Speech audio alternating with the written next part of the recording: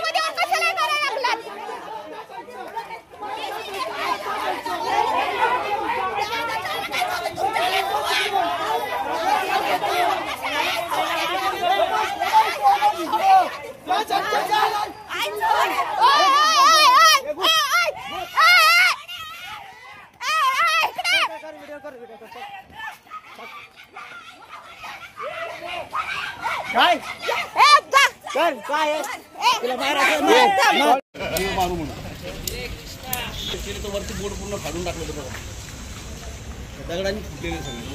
हे उघडायला होतं सगळं नाही.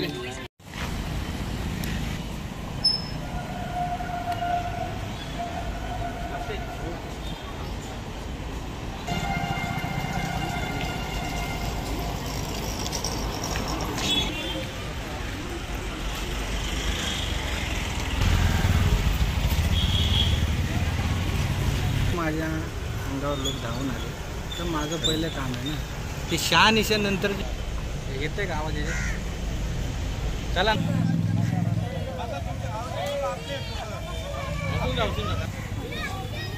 घेतो.